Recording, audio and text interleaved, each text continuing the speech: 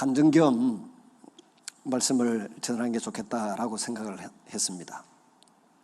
야곱의 생애나 저의 삶이나 비슷한 게 좀 많아가지고 오늘 설교 제목처럼 야곱이 하나님을 만나고 경험한 것, 그것 때문에 그의 일생이 참 고단한 삶 가운데서도 하나님의 은혜를 놓치지 않고 붙들고 계속 살았지 않습니까? 저도 믿지 않는 가정에서 출생했습니다. 초등학교, 중학교 다닐 때는 친구 따라 그냥 교회 갔다가 말다가 그러다가 고등학교 때 처음 이제 좀 정상적으로 매주일 예배에 참석하면서 은혜를 받기 시작했는데 무슨 설교를 들은지도 모르겠고 하여튼 3년이 지나갈 무렵에 고등학교 2학년 겨울방학 때 겨울 성경학교가 있었어요. 우리 교회에서. 저는 고향이 거제도인데 진해까지 유학 와서 고등학교 3학년 때 이제 들어가기 직전에 겨울에 성경학교를 하는데 2박 3일인지 3박 4일인지 이제 성경을 가르치는 겁니다. 학생들이 한 40-50명 됐던 것 같은데 선생님이 자꾸 성경을 가르치시면서 사람이 죽으면 어떻게 되지? 제 목소리가 그때도 약간 영감 목소리였어요.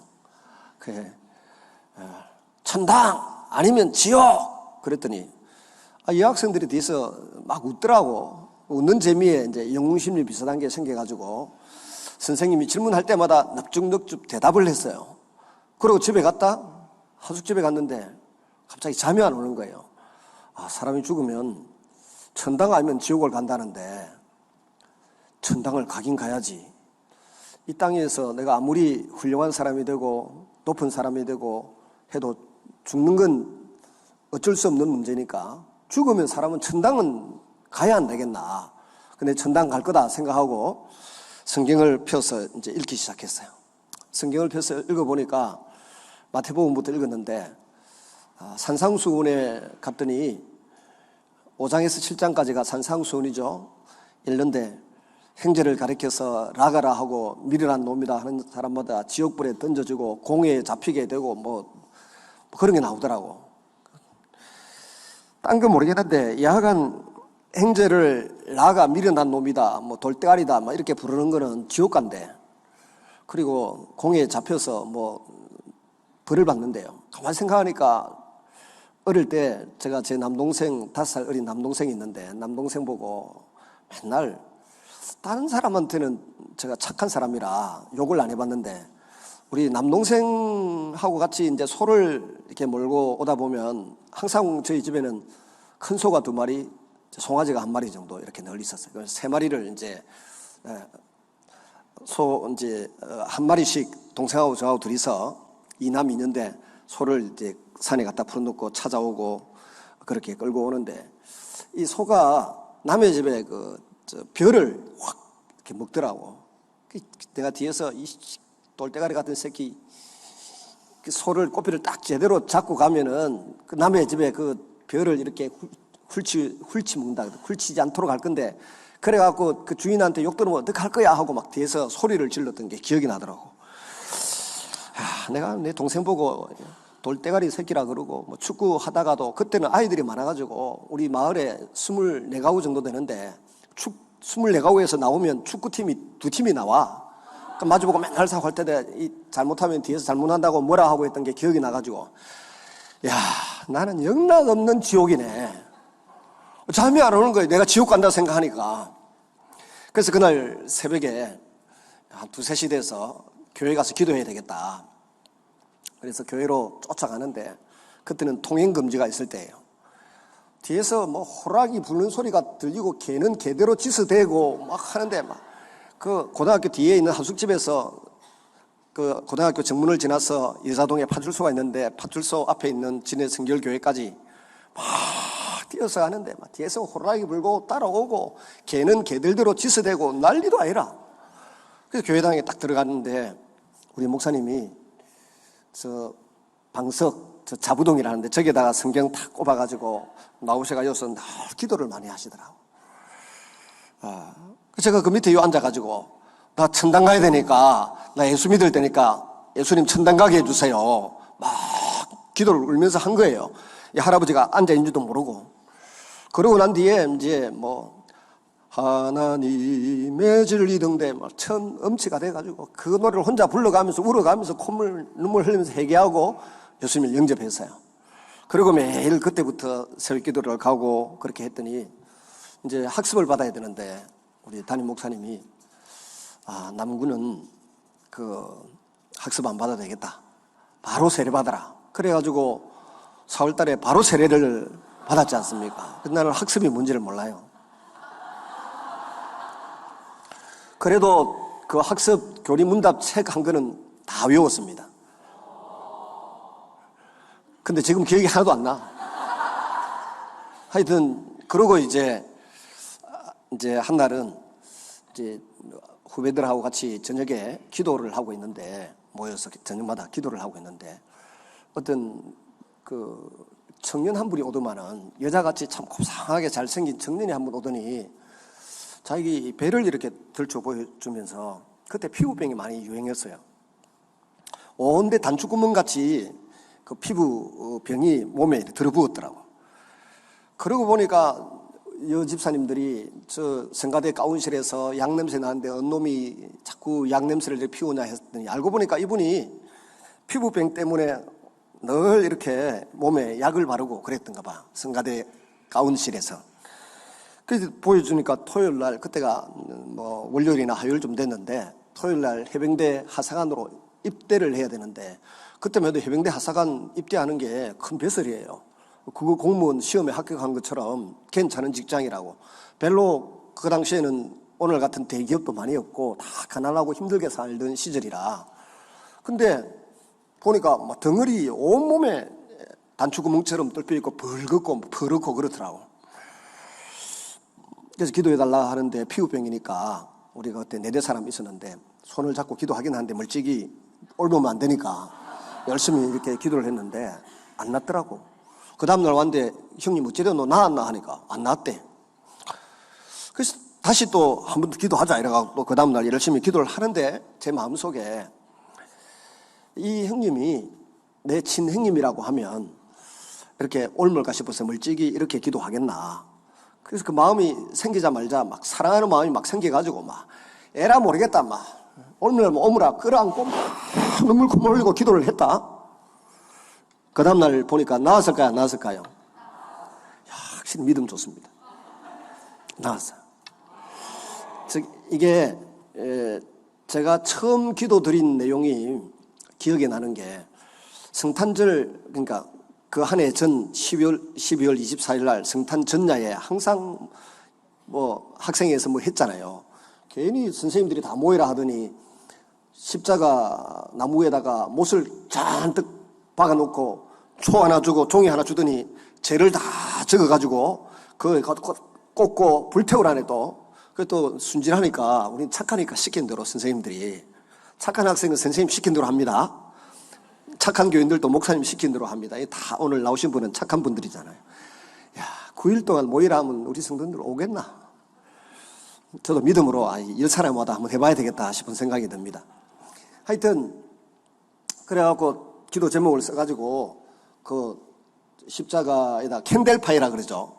야외에서 하면 캠프파이어고 캔델파이어 십자가 형태의 거기에다가 초 이렇게 세워가지고 하나 만들어 올 걸 그랬네. 이래가지고 불 탁 붙여가지고 다 꼽아놓고 울면서 기도하고 종이 또 적어온 거 불태우고 그렇게 하는 시간을 갖는데 제가 그때 영감 목소리로 하나님 나도 성령 세례 받기를 원합니다. 그렇게 기도를 했던 게 기억이 나요. 그거 하나 기억나고 그 다음에 형님 끌어안고 기도했더니 그 다음날 모든 피부병이 몸에서 사라졌더라고요. 그래서 저는 알아요. 은사라고 하는 거는 사랑하는 마음을 가진 사람에게 이렇게 치유 은사 이런 게 나타나는구나. 그래서 저는 고등학교 3학년 때 그걸 경험했어요. 근데 이 경험이 이제 신학교를 가고 못 가고 집에서 쭉 패고 쫓아내고 막 별일이 다 있었습니다만은 그래도 내가 부끄럽고 부족한 삶이 많이 있었지만 이 두 가지 경험이 저로 하여금 계속해서 하나님을 바라보고 믿음으로 살아가도록 해주시는 겁니다. 그런데 고3 때의 지은 제가 뭔가 하면 대학 다닐 때 고3 때 지은 제 가운데 다 이야기하면 여러분이 저를 안 몰라 하기 때문에 다 말은 못 하겠고, 몇 가지만 고백하면, 고등학교 3학년 때는, 무협지가 어쩌그리 재밌어요. 그때도 뭐 성경을 한 30은 고3 때 읽었어요. 공부는 막 어지간히 해서 그냥 성경 많이 읽고 그렇게 지냈는데, 그래도 무협지가 어떻게 그렇게 재밌어요. 아마 여기 벽에다가 무협지 가득 채워도 다 읽었을 거예요, 제가. 하라는 공부는 안 하고 무협지만 잔뜩 읽은 거예요. 무협지 읽는 것이 제가 될까요, 안 될까요? 책 읽는 그 자체는 제가 안 되지만 그 시간에 해야 될 공부 안 하고 성경 안 읽고 기도 안 하고 무협지만 밤새도록 이렇게 보고 있는 것 자체가 하나님 앞에 정당한 건 아니고 부끄러운 일이지 않습니까? 그래서 근데 그거 안 읽고 성경 읽고 기도하고 싶고 전도하고 싶고 뭐 그런 마음이 가득 있지만 100% 온전히 순종을 못했단 말이에요. 그래도 하나님이 저를 이 나쁜 놈하고 죽이거나 버리거나 포기하시지 않더라고. 우리가 그 하나님이 오래 참고 우리를 사랑하시고 기다려주시는 분이에요. 실제로 성경에도 보면 유월절 절기를 언제 지켰습니까? 히스기야 임금 시대에 좀에 지켰고 요시야 임금 때에 전체적으로 지키고 그랬죠. 그럼 그 앞에 왕들은 다 뭐 하던 왕들입니까? 사울은 유월절 절기 지켰습니까? 다윗은 지켰습니까? 솔로몬은 지켰습니까? 르호보암 지켰습니까? 아비야는 지켰습니까? 아사는 지켰습니까? 또 뭐 요사밧은 지켰습니까? 여호람은 지켰습니까? 아시아는 지켰습니까? 남쪽 유다의 왕 19명 이름 다 나옵니다. 순서대로 지금. 그 다음에 아하스는 지켰습니까? 히스기야는 지켰습니까? 히스기야는 좀 지켰어. 므낫세 안 지켰어. 그 다음에 아몬 지켰습니까? 안 지켰어요. 그 다음에 요시야 지켰어요. 그 다음에 여호야긴, 시드기야, 여호아하스 다 안 지켰어요. 절기연금 제대로 안 하고 또 유월절 절기를 제대로 다 안 지켰어요. 이스라엘 남자들은 유월절, 오순절, 초막절 이 3대 절기는 반드시 지키라 했잖아요. 1년에 세 차례씩. 아무도 안 지켰어. 안 지켰다고 해서 하나님이 뺨 때리거나 멱살 붙들고 죽이거나 벌을 주거나 그렇게 안 하셨어요. 모른 척하고 눈 감고 지킬 때까지 기다리는 거지 뭐. 오래 참고 기다려주셨어요.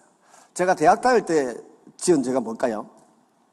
저는 치사하게 뭐 컴퓨터 게임하고 이런 건 안 해봤어요. 갈라그를 한번 해봤더니 게임방에서 갈라그를 한번 해봤더니 그 다음날 새벽에 기도하는데 하나님은 온데간데 없고 말씀도 안 떠르고 갈라그가 평평평평평 이라더라고. 그래 한 2번 해보고 안 했어요. 그런데 친구들하고 만나려고 하면 강북 그 남포동에서 만나야 되는데 뭐 제가 다방을 가겠습니까? 뭐 돈이 많아가지고. 그러니까 맨날 만화방에 가서 만화를 참 많이 봤어요. 고등학교 때는 무협지, 대학 들어가서 만화방, 뭐 당구장 이런 데서 주로 만나는데 돌아보면 그래가 제가 박봉성이 뭐 이현세 그런 사람들은 잘 압니다. 지금 생각하면 좀 부끄러운데 그 당시에는 자꾸 이렇게 하면 안 되는데 싶은 생각이 들면서도 나도 모르게 남포도만 가면 그 지하에 있는 만화방에 가서 만화 보고 또 친구들하고 뭐 채플 빼먹고 당구 치러 나가고 여러분 중에도 주일 예배 빼먹고 나가서 당구 치거나 탁구 치는 사람 딱 한 명 있을 것 같아 여기. 한 명은 못 가요. 둘이 짜고 나가든지 뭐 하겠다. 사고를 많이 치는데 마치 유월절 절기 지키지 않았던 이스라엘의 약 40명의 임금을 하나님이 오래 참고 기다려주시고 인내하셨던 것처럼 제가 무협지 볼 때도 제가 만화책 보고 혹은 당구장가 놀 때도 당구공으로 쭉 패고 일 안 하시고 하나님이 용서하시고 살려주셨어요. 근데 그래서 그렇게 이제 어찌 보면 질서 없는 내면의 질서가 없는 상황 속에서 이렇게 살아가는데 제가 뭐 그런 죄만 지었겠습니까? 그거 더 끔찍한 죄도 많이 지었지 않겠습니까?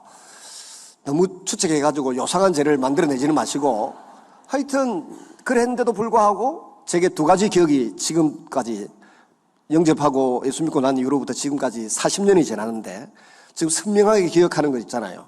내가 성령 세례 받기를 원합니다 라고 기도했던 것, 또 이분이 내 친형님이라면 내가 이렇게 옮을까 봐서 뭐 이래 겁내고 기도하겠나. 막 사랑하는 마음이 생기가 끌어안고 막 기도했더니 나아붙더라. 뭐 이런 기억은 선명하게 살아있는 건 아니겠어요.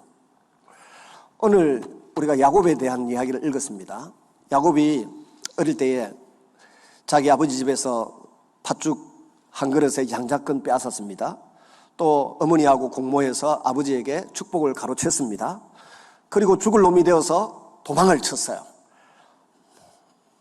도망을 치고 막 가는데 베델에서 지쳐서 잠이 들었는데 창세기 28장에 보면 돌베개를 베고 잠을 자는데 하나님이 처음으로 지금까지 들어왔던 그 하나님이 야곱에게 찾아오셨어요. 언제? 꿈에. 그죠? 그 전에 들었던 이야기는 아브라함을 만나주신 하나님, 예를 들어 뭐 창세기 1장에서부터 20장에 나오는 모든 이야기, 아브라함의 이야기, 이삭의 이야기까지 전부 야곱이 들어가지고 자기 아들들에게 해준 이야기잖아요. 자기 누구한테 들었을까요? 어머니한테 듣고 아버지한테 들은 이야기예요. 창세기 1장에서부터 시작해서 지금 야곱이 오늘 우리 32장을 봤는데 이 모든 내용을 야곱이 할아버지한테 듣고 아버지한테 듣고 들어가지고 그 아들들에게 또 이야기해주고 그 아들들이 아들들에게 이야기해주고 또 아들들이 아들들에게 이야기해줘가지고 그걸 다 정리해서 성령의 감동으로 기록한 사람이 누구라? 모세죠. 그래서 모세 오경 아닙니까? 그렇게 들어왔던 그 하나님을 알고 이 하나님께 복을 받아야 되겠다 싶어서 장자권도 빼앗고 아버지의 축복도 안수기도도 서로 받으려고 나서가지고 속에서라도 받고 막 이 난리를 친 거 아니겠습니까? 그랬는데 그 하나님께서 베델이라고 하는 곳에서 잠든 야곱의 꿈에 찾아오셨습니다. 찾아오셔서 나는 너 조부 아브라함의 하나님, 너 아버지 이삭의 하나님, 그 하나님인데 내가 할아버지하고 아버지에게 약속한 모든 복을 너에게 주겠다. 이 땅도 너에게 주겠다. 믿음 있는 사람은 크게 아멘 해야 되는데 우리가 영적인 아브라함의 후손이잖아요. 그 아브라함의 복이 갈라디아서에 보면 이방인인 우리에게도 그대로 미친다 그랬어요. 하나님 아브라함이 약속했으면 이삭에게 약속한 것이고 이삭이 야곱에게 약속했으면 그 아들들에게 약속한 것이고 그 아들들에게 약속했으면 영적인 아브라함의 후손이 되고 이스라엘이 된 우리에게도 동일하게 약속한 것인 줄로 믿으시기를 바라요. 그 약속에 대한 믿음 없으면 저 한 목사님과 여러분이 이런 교회당을 세우고 주님을 찬양하고 경배하고 살겠습니까? 하나님 없이는 안 되는 일이에요. 그 약속을 내게 주신 말씀으로 받아들이니까 우리가 오늘 이 자리에 있는 줄로 믿습니다. 거기에서 하나님께서 주셨던 이 약속의 말씀을 야곱이 다 들으면서 내가 지금까지 귀로 듣기만 했던 그 하나님을 직접 꿈에서 이렇게 만났고 하나님이 나를 찾아와 주신 거예요. 근데 하나님이 15절에 보면 28장 15절에 보면 결정적인 이야기를 합니다. 너에게 허락한 것을 다 이루기까지 내가 너를 떠나지 않고 너와 함께 하겠다. 그렇게 약속을 해 주셨어요. 내가 너와 함께해서 내가 어디로 가든지 너를 지키며 너를 이끌어 이 땅으로 돌아오게 할지라. 놀라운 약속이죠. 근데 제가 주목하는 것은 내가 내게 허락한 것을 다 이루기까지 너를 떠나지 아니하리라. 하나님이 우리를 각 사람을 이 세상에 보내놓으시고 우리를 통해서 하시고 싶은 꿈이 계시고 계획이 계신 거예요. 저도 당장 오늘이라도 전당 가고 싶은데 하나님이 니 아직 올 때가 안 됐다. 니한테 준 숙제 있잖아. 허락한 거. 너희가 허락한 것을 이루기까지는 내가 니 전당 오는 거 받아들일 수 없다. 그렇게 지금 이야기하는 거 아니에요. 여러분에게도 하나님이 허락한 인생의 계획이 있고 목적이 있다는 겁니다. 하나님 나름대로의 청사진이 있고 꿈이 있고 계획이 있는데 그걸 발견해야 돼요. 어떻게 발견합니까? 성경을 읽다가 기도를 하다가 뭐 꿈에 주님이 오셔서 말씀하시든지 아니면 대개의 경우는 부모님들이 정상적인 부모나 정상적인 목회자는 딱 보면 하나님이 저 사람을 통하여 이루어 가시고 싶은 꿈이 뭔지 비전이 뭔지 알아요. 옆에 사람들이 이야기해 준다니까. 은사를 본인이 발견하는 게 아니고 지도자가 주변에 있는 사람들이 바라보고는 네 찬양하는 은사가 있네. 아니면 리더십의 은사가 있고 섬김의 은사가 있고 야 니는 돈 버는 재주가 있다. 니는 보험 몇 판 하면 자동차 판매 좀 하면 완전히 끝내주겠다. 이게 목회자들 눈에 보이는 거예요. 성도들에게. 하나님이 우리 모든 사람에게 허락한 이 꿈이 있고 비전이 있어요. 이걸 이루기까지 내가 너와 함께 하겠다 약속을 해주신 거예요. 야곱이, 제가 고등학교 2학년짜리가 겨울 12월 24일 저녁에 캔델파이 하면서 주여 저도 성령 세례 받기를 원합니다 하고 딱 한마디 했는데, 거기도 지금 기억하듯이 하나님이 야곱에게 주셨던 이 말씀을 야곱이 평생에 잊어버렸을까요? 애갓집에 가가지고 내 여자한테 시달리고 아들 12명이가 시달리면서 그 노가다 할 때, 양치기 하고 할 때 이 사실을, 이 약속의 말씀을 잊어버렸을까요? 안 잊어버려요. 우리 한 목사님처럼 소 키우다가 그래 잘못해갖고 기승을 떨다가 소똥으로 엎어져가지고 얼굴에 소똥 갈고 그거 잊어버리겠습니까 평생에? 그래 그랬다며 하나님 왜 이랍니까? 참말로 일하랍니까? 뭐 그랬다 했죠. 그거 평생 잊어지. 나는 한 목사님 자기 이야기인데 한 번 듣고도 지금 제가 창원의 기독교 연합회 뭐 할 때 와서 집회 좀 해달라 했더니 와서 그 이야기를 하더라고. 참 나도 소를 20년 키워도 그런 꼴은 안 당했는데 뭐 어떻게 풀을 어떻게 베길래 그래. 소똥에다가 얼굴을 쳐박고 양손에 얼굴이 아니고 손을 짚었다 했던가. 그래서 우리는 행복한 사람입니다. 그 몽골 사람들은 그 소똥 말려가지고 그거 가지고 불 떼잖아요. 우리 시골에도 산이 없거나 가난한 사람들은 그 소똥 그다 가지고 불 뗐습니다. 저희는 뭐 산도 있고 밭도 있고 논도 있어서 그렇게 안 했는데, 우리 이웃집에 가난한 사람들은 보면 그 소똥 이거 말려가지고 불 때문에 불을 잘 붙고 그랬어요. 그 소똥 하나 죽으면 얼마나 좋아하는 사람도 있는데, 소똥이 다 기분 나빠하는 건 잘 사는 집이라는 거지. 그 풀 벨 수 있는, 풀을 베가 먹여야 될 소가 있는 집이니까 얼마나 부잣집이라. 감사하세요, 감사. 진짜 소 없는 집이 많았어요. 그래서 농사 지을 때 우리 집에 와서 싹싹 빌고 소 빌려가서 농 갈고 밭 가는 사람도 많았잖아요. 그 집도 그랬을 거 아니에요. 농사 짓는 집에 소가 없는 집이 있어요. 논 2마지기 3마지기 안에 소 키울 게 뭐 있어. 우리처럼 몇천 평 해야 소를 키우지.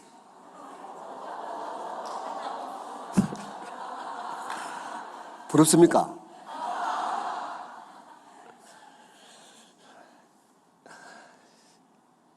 잊혀지지 않는 기억인 겁니다. 야곱이 창세기 28장 이 15절의 말씀을 마음에 저는 평생을 새겼을 거라고 생각합니다. 저희 아이들이 외국에 공부하러 갈 때도, 또 우리 아이들이 군에 갈 때도 제가 항상 성경을 한 권 주든지 아니면 성경 구절 이걸 가지고, 이 말씀을 가지고 설교를 해요. 외국 유학 나가는 아이에게도 하나님이 내게 허락한 인생이 있다. 그거 다 이루실 때까지, 하나님 본전 찰 때까지 너와 함께 하실 거다. 그러니까 힘이 들고 눈물 나고 어려워도 믿음으로 인내하고 기다리라. 그러면 반드시 하나님께서 그 고난의 때도 이 또한 지나가게 하리라. 그런 날이 온다는 것입니다. 야곱이 외삼촌 집에 가서 이제 아내 2사람을 얻기 위해서 14년 동안 그 소치고 양치고 고생을 많이 했습니다. 그리고 또 종들도 주는 바람에 부인이 갑자기 4사람이 되었습니다. 먹이 살린다고 얼마나 고생했겠습니까? 그 사이에 10번이나 품삯을 외삼촌이 바꾸었습니다. 억울하고 들어보도 참고 참는데, 하나님이 희한하게 딱 야곱 편을 들어서 계속 야곱이 거부가 되도록 그렇게 만들어 주셨습니다. 20년 동안 그곳에 고단한 생활을 해가면서 때로는 이 부인 눈치도 봐야 되고, 때로는 이 부인 눈치도 봐야 되고, 또 때로는 저 부인 눈치도 봐야 되고, 아들 싸우면 누구 편을 들어야 될지 얼마나 헷갈렸겠습니까? 참 힘듭니다. 우리 남자들도 부인들 눈치를 많이 봅니다. 제가 지금도 집사람한테 벌을 받아가지고 참 힘듭니다. 전화를 안 받아. 땡볕에 몇 주 전에 땡볕에 사택에서 이제 한 20분 걸어서 교회 사무실로 왔는데 에어컨을 켜달라 하더라고. 전기세 아까워서 제가 에어컨을 잘 안 틀거든요. 에어컨을 켜달라 하더라고. 그래서 뭐 당신이 켜라 하니까, 아니 내가 손님인데 손님이 어떻게 켜냐고, 주인이 켜라고 그러더라고. 그래서 내가 당신이 왜 손님이냐고, 불청객이지. 아무 소리 안 하고 그 자리 들고 뭐라고 하더니 다 보따리 챙겨 집에 가버리더라고. 에이, 큰일 났다 싶더니 그 다음부터 전화해도 전화 안 받아. 아직도 전화하면 전화를 안 받아.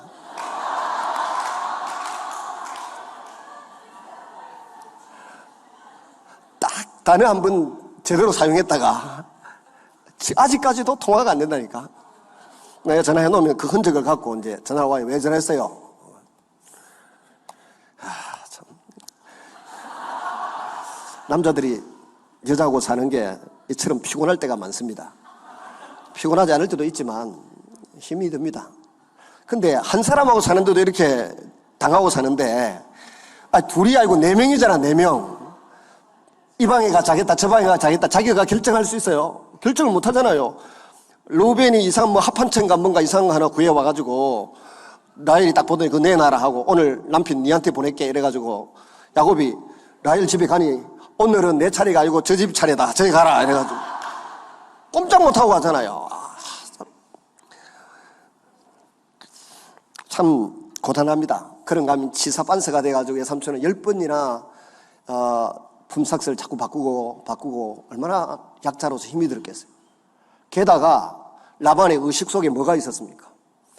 이 자식도 내 자식이고, 이 손자 손녀도 다 내 거고, 이 약물이도 다 내 거다.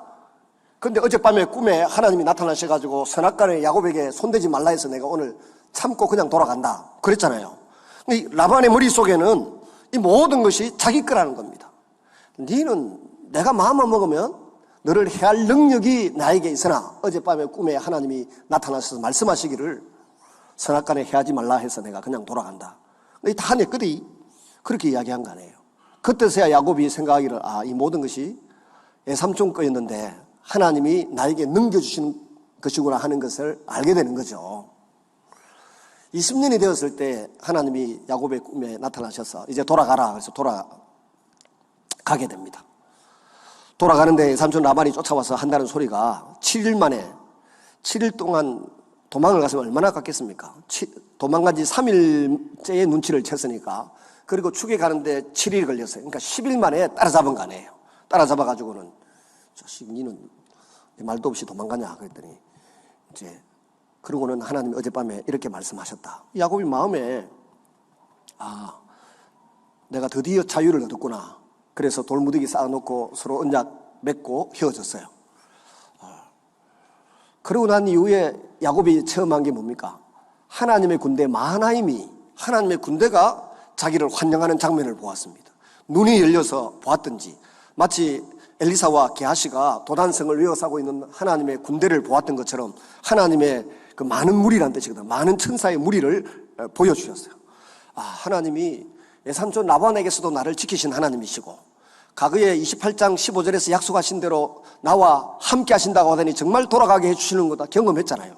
약속 믿으면 돼요. 근데 확신이 없는 거예요. 외삼촌 라반의 이야기도 들었습니다. 그래도 확신이 안 되는 거예요. 천사의 군대도 또 보았어요. 그런데도 확신이 안 되는 거예요. 이게 인간입니다.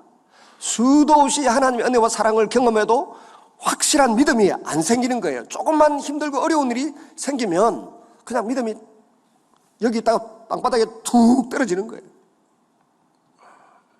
근데 이 믿음을 우리가 어떻게 다시 회복하고 상기시켜야 돼요? 과거에 나에게 말씀하셨던 그 하나님을 잊지 말아야 됩니다.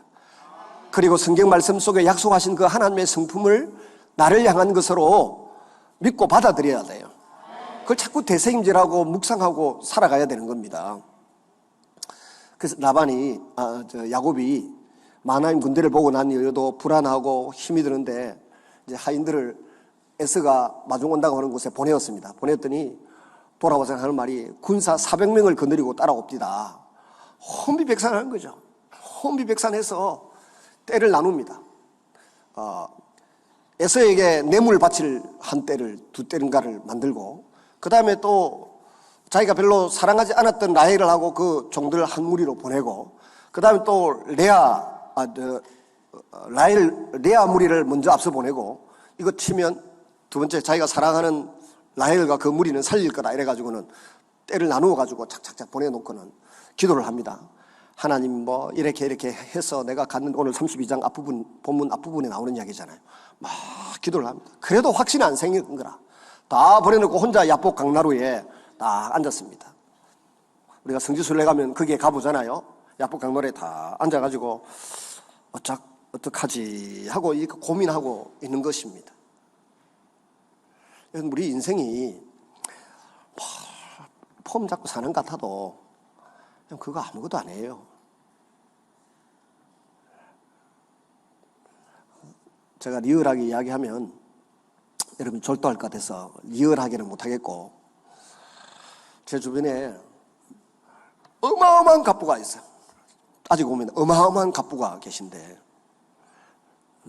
아들이 하나 있어요. 그 아들이 병들었습니다. 결혼도 안 했는데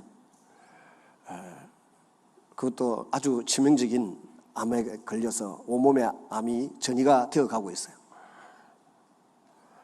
돈이 수백억 수천억 있으면 뭐합니까? 하나 있는 아들이 생명이 오늘인지 내일인지 몇 달 안 남았는데, 근데 제가 기도해 보니까 하나님이 살려주실 것 같아. 너무 교인이라고 아멘도 안 하네. 제가 기도해 보니까 하나님이 살려주실 것 같아요. 살아나시면 제가 여기 밥 사드리러 한번 올게요. 다 그 장모님 군사님 모시고 와서 여기 다 아멘하고 기도해 줬으니까 와서 밥 사라고. 우리 교인 전체를 큰 뷔페에 가서 식사 대접을 할 만한, 한두 번 한 게 아니라 여러 번 할 정도 모시고 올게요. 기도 많이 했어요.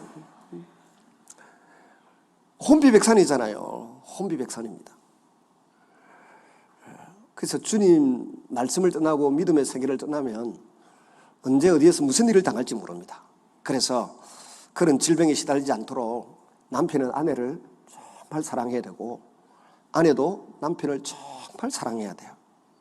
부부 같이 오신 분 손 들어보세요. 평생 운수끼리 같이 온 사람 축복합니다. 제가 이 이야기를 눈물로 드리는 이야기인데요. 어제 제 아내가 우리 아이가 아프대.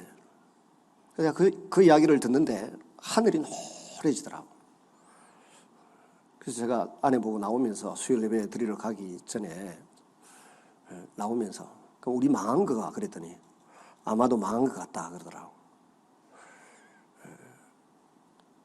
근데 차를 타고 교회 와서 다른 목사님 설교하는 걸 들으면서 가만히 앉아있는데 생각하니까 하나님이 나를, 우리 집을 망하게 하려고 지금까지 이끌어 오신 건 아니지 않느냐. 가만히 생각해 보니까 그 아이가 초등학교 다닐 때 그때 3학년인가 그랬는데, 어느 날 아픈데 이 병원 가다 안 되고 저 병원 가다 안 되고 그러다가 제 아내가 간호사 생활을 조금 했어요. 간호대학 나와서 한 달 하다가 한 달 하고 말았을 거예요. 기도하고 살자 이래가지고 하지 마라 그랬어요. 기도하고 살자, 기도하고 살아왔는데, 그 간호사 친구들이 있으니까 그 전화해봐라. 어디 이 병을 제일 잘 고치는 의사가 어디 있는지 찾아보니까 의사들이 하는 말이, 거기에 제일 논문을, 이제 학자들은 의사나 목사나 뭐 논문을 제일 잘 써낸 사람이 최고의 전문가잖아요. 우리 한 목사님 오늘도 뭐 이 바쁜 중에 책을 하나 썼다고 또 주던데 열심히 읽어볼 생각입니다. 하여튼 제일 잘 쓰신 분이 고신의료원에 계시더라고. 서울대 나왔다더라고. 가서 보니까 소아마비라. 보는 순간, 야, 이분 실력이 있겠다. 이 서울의대에 나온 데다가 소아마비니까 얼마나 공부 열심히 했겠노. 이 공부 열심히 한 분이 이 고신의대 소아과에 계시니 너무 감사하다 그랬는데, 의사 선생님이 그러더라고. 6개월에서 2년 걸립니다. 학교는 휴학기 내시고 치료를 해보십시다. 그리고 20세 이후에 한번 재발하면 답이 없습니다 그러더라고. 정말 저희 부부가 딱 죽었다 싶으면 무슨 생각이 드는가 하면, 집에 그 실에다가 아니면 안방에다가 수류탄 하나 탁 던져놔가지고 수류탄 퍽 터진 거하고 똑같아요. 개척교회 조그마한 데서 교회를 시작을 했는데 뭐 남는 게 있나요? 한 번 갈 때마다, 그 당시에 벌써 25, 6년 전인데 병원에 갈 때 6만 원씩 한 주에 한 번씩 스테로이드 제제로 된 아주 독한 약을 쓰고 지나는데, 그걸 6개월, 2년 동안 한다고 생각을 해보세요.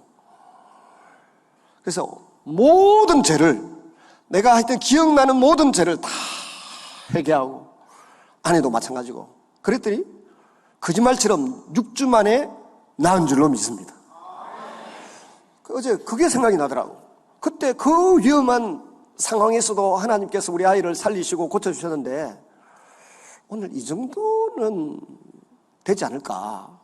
그때는 진짜 아무것도 교회 개척하는데 뭐 IMF 한복판에 뭐 있는 게 있나요? 뭐 성도들도 작고 교회당도 없고 상가에 조그만 데서 아무것도 없는 그때에도 하나님께서 살려주시고 기도 응답하셔서 오늘날은 그때에 비하면 가진 게 1000배나 많은데 하나님 나를 버리시지도 않으셨을 것이고 나를 망하게도 안 하실 거다 하는 확신이 생겨서 커피 문자를 보내죠. 아내한테. 사님의 거미줄 치겠나. 이것보다 훨씬 힘든 때도 많았는데 하나님이 함께해 주시지 않았느냐. 과거의 한 기억을 제가 떠올린 거예요. 26년 전의 기억을 떠올려서 문자 보내더니 답이 없어. 큰아이한테도 문자를 보냈어요. 네가 이보다 더 심하게 아프고 힘들 때도 하나님이 고치시고 살려주셨는데 이거는 별거 아니다. 같이 하나님께 전심으로 매달려 보자. 그랬더니 네 하고 히히히 이라고 문자 왔더라. 여러분, 믿음의 삶이라고 하는 것이 그렇습니다. 험난한 세월을 말씀으로 기도로 이겨내었던 것을 오늘 또다시 위기가 닥쳤을 때 끄집어내가지고 상기해서 하나님이 나를 지키시고 보호하실 것이라는 확신으로 제가 여기 즐겁게 왔잖아요. 와서 밥 먹을 거냐 물어서 한 목사님 얼굴 뵙는 것이 너무 좋아서 밥 먹고 올라다가 빨리 왔어요. 한 목사님 빼기 좋긴 좋더만 차 대놨다고 누가 부목사님이 전화하셔가지고 막 호통을 치고 뭐라 하더만은 한 목사님 바꿔주니까 차 빼란 소리 안 하고 가만히 놔두더라고.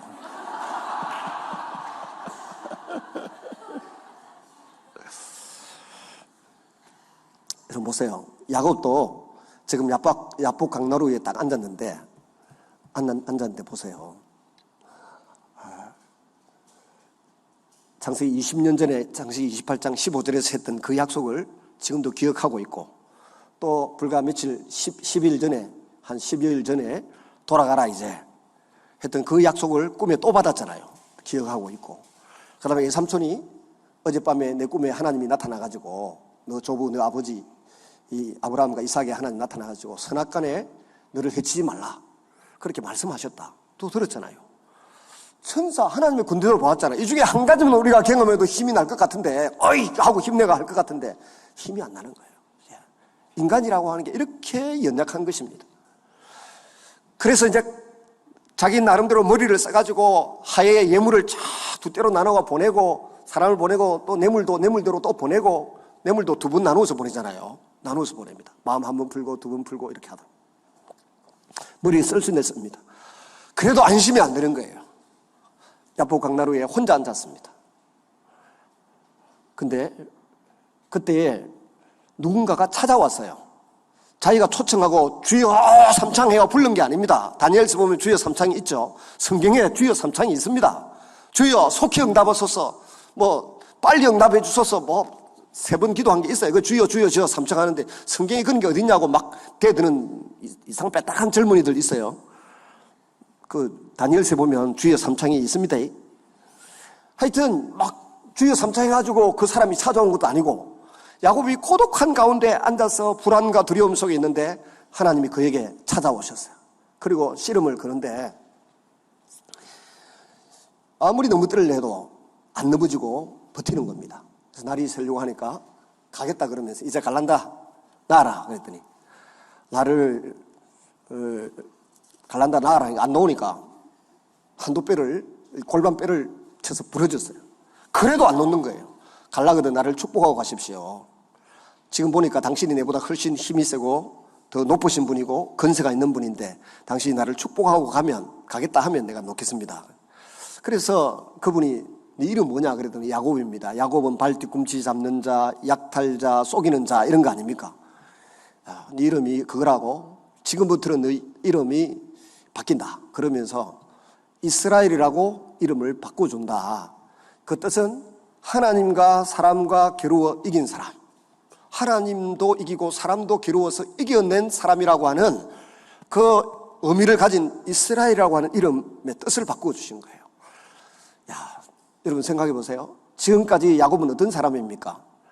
도둑놈, 사기꾼, 그 심보가 가득하고 그리고 늘 불안한 자아상을 가지고 있었어요.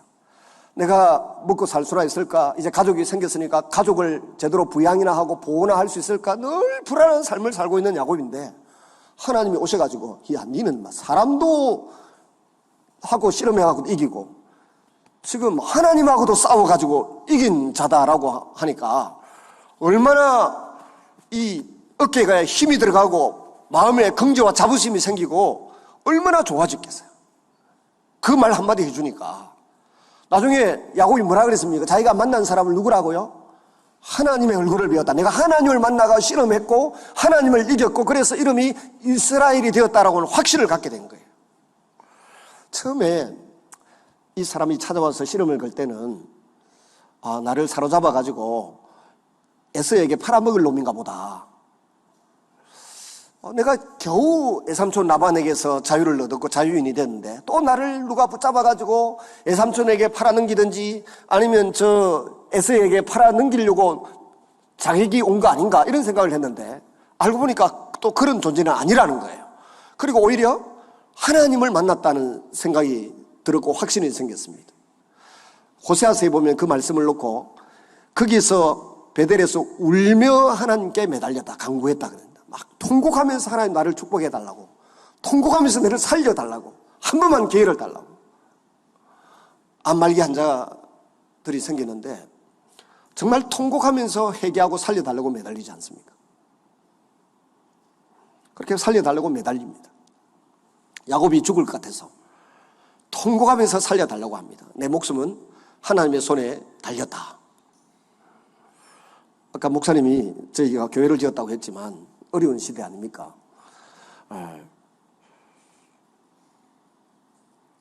여러 가지로 힘이 들고 어려울 때 제게 소망이 되는 것은 딱 하나님의 성품 두 가지입니다. 하나는 이스라엘 백성들이 메추라기를 달라고 했어요. 그 모세가 열받아가지고 하나님께 내가 어디 가서 많은 고기를 이렇게 구해옵니까? 바다에 가서 물고기를 잡은들 이 많은 고기를 어디 구해오겠습니까? 어디 육지에 가서 구해오겠습니까? 그랬더니 하나님이 대답을 안 하시고 쓸데없는 소리 하지 말고 내일 아침에 봐라. 그랬더니 하늘에 바람이 동서남북으로 막 빌더니 참새 같은 메추라기 떼가 하늘에서부터 떨어져 내렸어요. 모세가 바다를 봐도 고기는 못 구해오겠고 동서남북을 봐도 고기가 나올 데가 없는데 하늘에서 그냥 쏟아져 내렸어요. 또 물이 없다고 물 달라 할 때 내가 어디 가서 물을 구해낼 겁니까?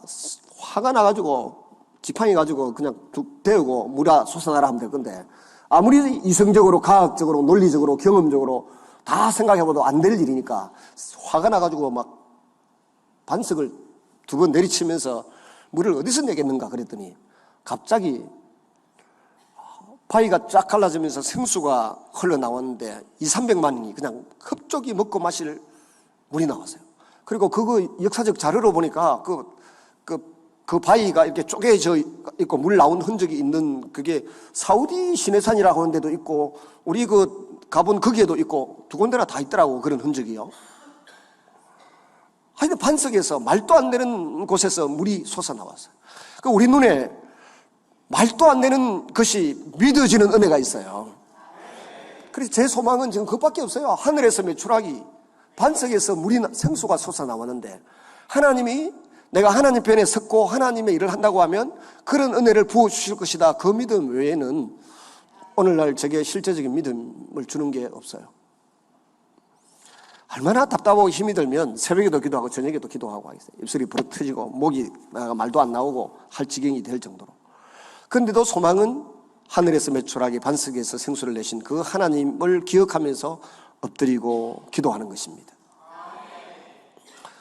여러분의 생애도 살아가다 보면 이런저런 위기를 닥칠 때가 있는데 성경에서 발견한 하나님의 성품, 하나님의 약속을 붙들면 살고요. 사람이 뭐 나를 보고 어떻게 평가하느냐, 누가 나를 보고 점수를 후하게 주느냐 아니면 욕을 하는가 뭐 이런 데 신경 쓰면 실패하게 되어 있습니다. 밥맛도 없고 신앙생활도 하고 싶지 않고 교회도 안 가고 싶고 목사님이 나를 어떻게 보느냐, 뭐 장로님이 나를 어떻게 보느냐, 근사님이 나를 어떻게 보느냐 중요하죠. 중요하지만 그것이 우리 인생의 결정적인 승패의 요인은 안 된다는 것입니다. 중요한 것은 하나님이 나를 누구라 하느냐, 하나님이 나에게 어떤 말씀을 주시느냐, 그게 중요한 것입니다. 그래서 우리가 성경을 읽으면서 우리를 향한 하나님의 계획, 하나님의 생각을 자꾸 발견하고 그걸 묵상하고 되새김질하고 기도 제목으로 삼고 또 전도의 도구로 삼고 할 때 우리가 승리하는 것입니다. 오늘 하나님께서 베델에서 통곡하며 간구했던 야곱의 그 이야기, 오늘날 우리에게 말씀하셨나니, 호세아서의 12장인가요? 그렇게 말씀하시는데 바로 그 자리에서 하나님이 우리에게도 말씀하시는 거예요. 하나님과 사람으로 더불어 겨루어 이겼다, 그런 사람이다라고 하는 것을 여러분 믿고 신뢰하며 사는 성도들이 되시기를 바랍니다. 누가 호세아서 이야기하니까 호세아서를 찾아서, 할 수 없이 제가 찾아서 읽어드려야 되겠습니다. 호세아서 12장 3절에서부터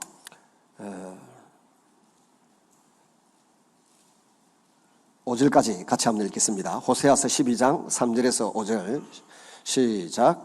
야곱은 모태에서 그의 형이 발 뒤꿈치를 잡았고 또 힘으로는 하나님과 겨루되 천사와 겨루어 이기고 울며 그에게 간구하였으며 하나님은 베델에서 그를 만나셨고 거기에서 우리에게 말씀하셨나니 여호와는 만군의 하나님이시라. 여호와는 그를 기억하게 하는 이름이니라. 그죠? 거기에서 누구에게 말씀하셨다? 우리에게 말씀하셨다. 이때 시기는 벌써 천년의 세월이 지나고 난 뒤 아닙니까?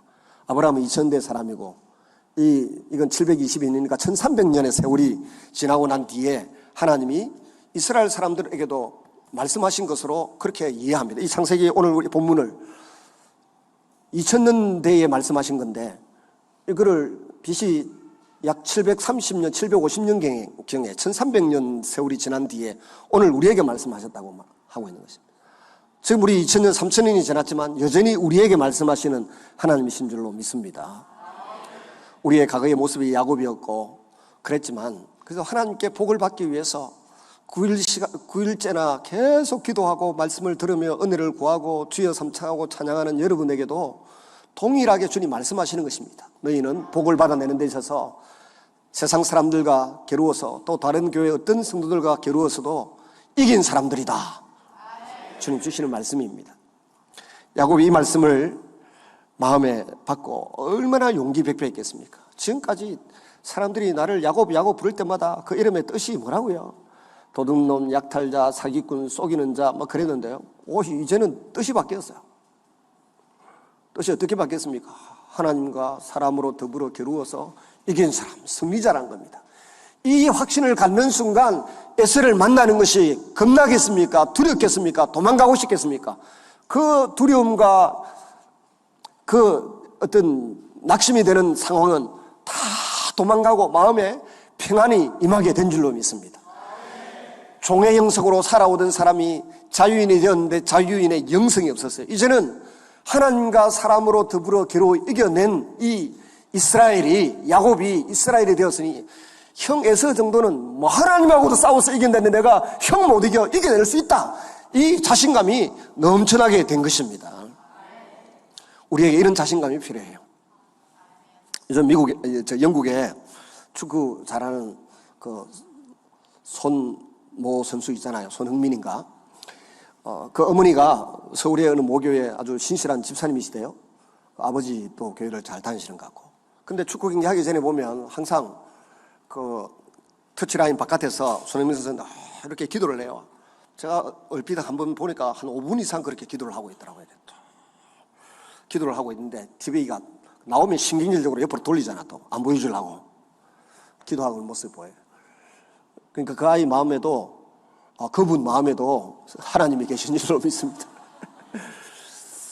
근데 이분에게 독일에서 이제 영국 갔을 때 그 포체티노인가 하는 감독이 한 1년 동안 자기 원하는 만큼 실력이 안 나오고 성적이 안 나오니까 다시 독일로 돌아가야 되겠다 할 때 감독이 부르더니 너에게는 능력이 있다. 자신감을 가져라. 축구 DNA가 있고 너에게 능력이 있으니까 너는 성공할 수 있다. 1년만 더 참아봐라. 2년 차부터 성공했잖아요.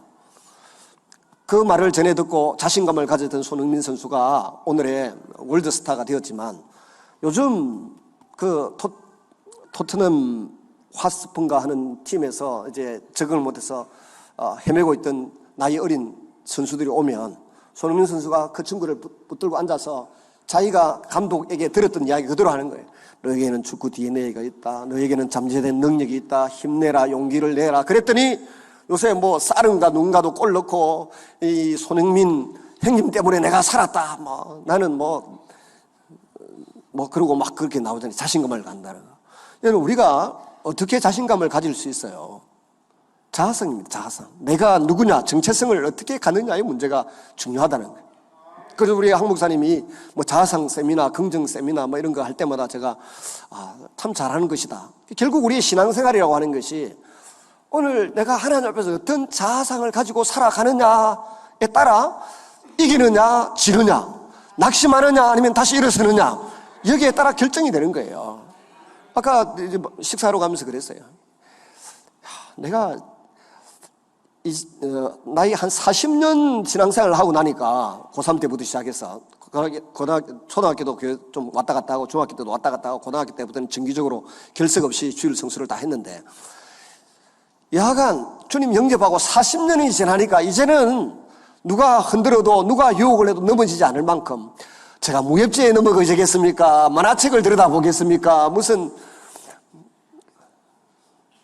이제 안 넘어간다니까요. 뭐 이쁜 분이 저한테 뭐 눈을 이렇게 어찌 해보자고 이렇게 한다고 한들 제가 그거 넘어가겠습니까?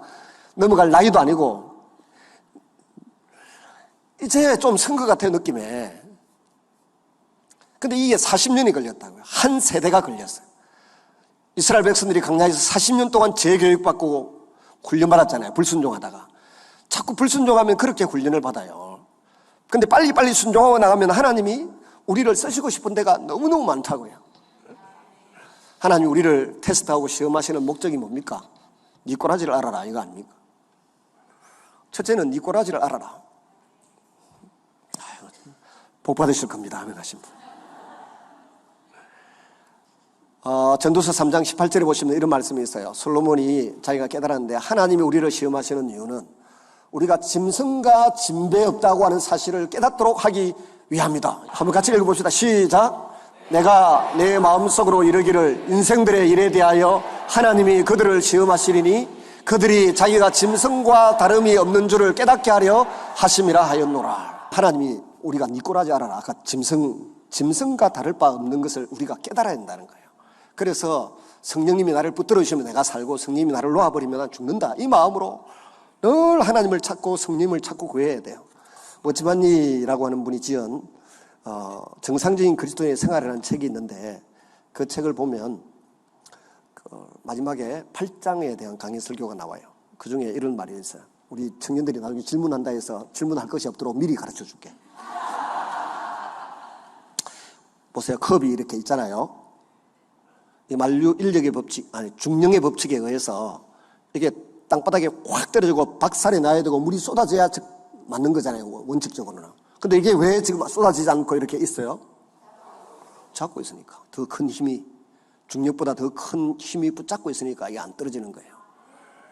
마찬가지로 성령님이 우리를 딱 잡아주고 있으면 바람 피우고 싶어도 바람 못 피워요.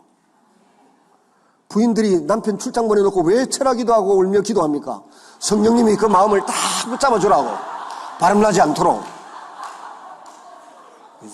실제적인 건데 어떤 남편이 바람 피우려고 중국 가서 바람 피우려고 생각했는데 밤새 철학기도 하고 있는 마누라가 생각나서 못하겠더래.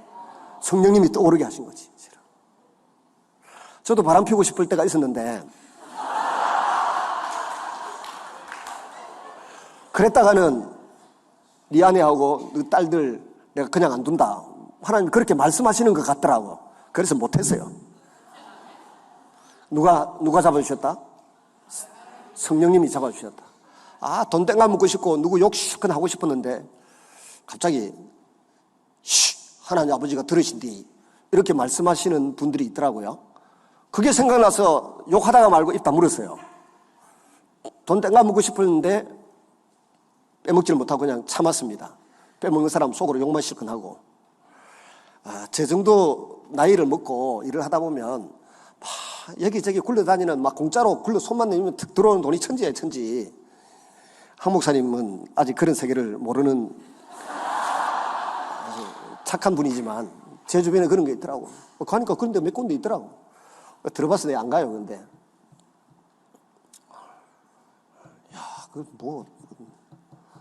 어떤 사람은 1년 연봉을 챙기더라니까. 그 총대고 빨리 해야 돼. 하여튼 성령님이 붙잡아 주시니까 죄가 추악스럽게 보이고 미래가 걱정되고 염려가 되어서 우리가 죄를 안 범하는 것입니다. 그래서 부부가 또 자녀들을 향해서 또 목회자를 위하여 또 그렇게 기도해야 돼요. 성령님이 우리 목사님 붙잡아 주십시오. 성령님이 우리 아내를, 우리 자식들을, 우리 남편을 붙잡아 주십시오. 좁은 문을 걸어가고 좁은 길을 걸어갈 수 있도록 붙잡아 주십시오라고 기도를 해야 돼요. 우리는 어떤 사람, 나의 정체성이 뭡니까? 성령 하나님께 붙잡힌 사람, 성령님께 고용된 사람, 성령님의 도구로 쓰임받는 사람, 말씀의 사람이라고 하는 자기 자신을, 정체성을 그렇게 딱 정리하고 나면 그걸로 끝난 거예요. 그걸로 정리가 된 거죠. 근데 여러분이 누가 뭐 몇 마디 했다고 그 말에 기가 죽어가지고 요새 보니까 뭐 돌아온 싱글끼리 뭐 데이트하는 그런 게 있대. 집에 제가 밤에 11시에 들어갔는데 보면 아내가 그걸 보고 있어. 그거 뭐 보고 있노 그거? 저게 보면 사람이 심리를 알 수 있다나? 내가 막 늘 보고 있는데 몇 달째 보고 있어도 한 번도 안 봤는데 어제 이제 아내 마음이 좀 힘들다 싶어서 제 옆에 앞에서 가만 보고 있으니까 남자가 뒤숭을 많이 피우더만 어제 저녁에 보니까 자매도 참 대자는 소리 많이 하고 둘이서 삐졌다가 울었다가 난리를 치고 누가 달래러 갔다가 또 삐지게 하고 막 그러더만. 근데 그 남자 형제를 보니 꼭 내 닮았더만. 자꾸 이빠른 소리 해가지고 속상해 울고 있는 자매 또 올리고 이러더만. 그래서 아내가 이거 재밌게 보는 이유가 그게 있구나. 왜 영원한 상처를 자꾸 건드리냐고. 자꾸 건드리. 그 형제가 한 말은 그런 뜻이 아닐 거야. 지편 들어주면 되는데 안 들어주면 자꾸 우는 거지. 남의 말에 휘둘릴 것이 아니고 하나님이 나를 어떤 사람이라고 말씀하시는가에 대해서 관심을 갖고 집중하면 우리가 살 수 있어요. 그래서 시험은 처음에는 이렇게 네 꼬라지를 알아라, 너 자신을 알아라 이런 의미에서 시험이 있지만 진짜 시험의 목적이 뭡니까? 좀 하나님이 귀한 그릇으로 쓰시기 위하여. 저에게도 많은 유혹들이 있지만 넘어지지 않고 버티는 이유가 뭡니까? 하나님 앞에 가기 전에 한 자락이라도 하나님 역사의 한 페이지라도 내가 말씀의 도구로 성령의 도구로 쓰임 받기 위해서 인내하고 절제하고 죄를 멀리하고 마귀를 대적하고 이겨내는 겁니다. 그러니까 그 시험에 합격하면 하나님 그렇게 써주실 것입니다. 독자 이삭을 모리아산의 번제로 바치라 할 때 아브라함이 그 시험에 합격했습니다. 그랬더니 대적의 문을 열도록 해주시고 내 씨를 통하여서 천하 만민이 복을 받게 될 것이다. 하나님이 큰 약속을 아브라함에게 해주시잖아요. 여러분, 유혹이 찾아오고 감당하기 어려운 상황이 찾아올 때마다 내가 이 시험만, 이 테스트만 합격하고 나면 하나님이 놀랍게 나를 들어 주실 것이고 복을 주실 것이다 라고 하는 믿음을 가질 수 있기를 바랍니다. 말씀을 맺고 정리합니다. 내가 누구라고 주님이 말씀하시는지 잘 살펴보시기를 바랍니다. 내가 본 내 모습이 세상 사람들하고 비교해보면 초라할 때도 있어요. 민수기 13장에 보면 정탐꾼들이 12명이 40일 동안 가나안 땅을 돌아보고 왔습니다. 여호수아와 갈렙을 제외한 10명의 정탐꾼이 뭐라 그랬습니까? 저기는 아낙 자손 대장부들이 살아서 내가 가서 어떻게 정복하기가 어려울 것 같습니다. 그들이 보기에 내가 그 아낙 자손 대장부들하고 우리를 비교했더니 뭐 같다? 메뚜기 자상이다. 내가 본 내 모습이 메뚜기 같다. 우리가 스스로 보기에 메뚜기 같다. 그 사람들이 볼 때도 우리가 아마 메뚜기처럼 보였을 거다. 실상은 안 그랬잖아요. 사시나무 떨듯이 떨고 있는데 자기 스스로 혼자서 망구 자기를 비참하게 바라보는 거죠. 우리 성도들을 비참하게 바라볼 이유가 없어요. 하나님이 너무나 소중하게 생각하시고 귀하게 생각하는 존재가 하나님의 백성들입니다. 구약성경 공부해보면 이사야서나 예레미야서나 에스겔서나 다니엘서나 보면 하나님이 자기 백성들을 어떻게 대우하는가를 살펴보고 계세요. 아시리아가 망하는데 왜 망해요? 하나님의 백성들을 함부로 대했으니까. 바벨론이 망하는데 왜 하나님의 백성들을 함부로, 예를 들면 뺨 한 대 때리라 했는데 2대 때렸다고 바벨론 너희들 망해. 주님 그렇게 말씀하세요.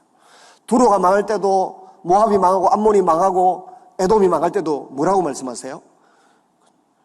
내 백성 이스라엘이, 유다가 고난을 당할 때 피할 길을 열어주지 않고 보호해주지 않고 피난처를 제공해주지 않아서 너희들 망하는 거야. 도와주지 않아서 망하는 거야. 그러니까 하나님의 자녀를 안 도와주면 어떻게 돼요? 쓸모없다 너희들 이 땅에. 없애버리는 거죠. 그러나 하나님의 자녀들을 존중하고 귀하게 여기면 그 백성들에게는 복을 주시고 은혜를 주시는 분인 줄로 믿습니다. 하나님이 그렇게 우리를 존귀하게 여겨요. 여러분 이사야서, 예레미야서, 에스겔서에 보면 그 모압이 망하는 이유, 암몬이 망하는 이유 예레미야서에 특히 나오잖아요. 다 한번 찾아보세요. 뭐 찾으면 금방 나오는데 어떻게 인터넷에 네이버에 물어보면 되잖아. 네이버에 암몬이 망하는 이유 딱 치고 모압이 망하는 이유, 두로가 망하는 이유, 바벨론이 망하는 이유 치면 제가 조금 전에 요약했던 대로 쫙 나와요. 그러니까 거꾸로 하나님이 자기 백성을 얼마나 사랑하시냐고요. 우리를 얼마나 사랑하시냐고요. 환난이나 기근이나 적시나 위험이나 칼이나 그 어떤 것도 그리스도 예수 안에 있는 사랑에서 우리를 끊을 자가 아무도 없다. 그렇게 말씀하셨어요. 그 사랑을 확신하고 내가 못할 일이 없는 거죠. 하나님은 내 뒷배가 되어주시고 백그라운드가 되어주시고 내 힘이 되어주시고 능력이 되어주시니까 할 수 있는 거예요. 그 은혜를 사모하고 꿈꾸고 말씀 붙들고 기도하며 나아가는 여러분 되시기를 바랍니다. 할 말은 많으나 우리 같이 생각하는 주님이 나를 아들이다 딸이다 이렇게 보시는 그 은혜의 사랑.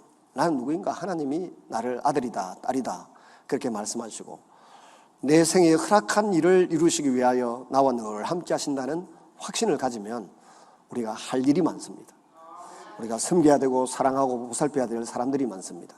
그래서 주님의 나라를 확장하고 영혼들을 구원하고 교회를 아름답게 부흥시키는 그런 여러분 가정이 되시고 개인이 되시기를 주님의 이름으로 축원합니다.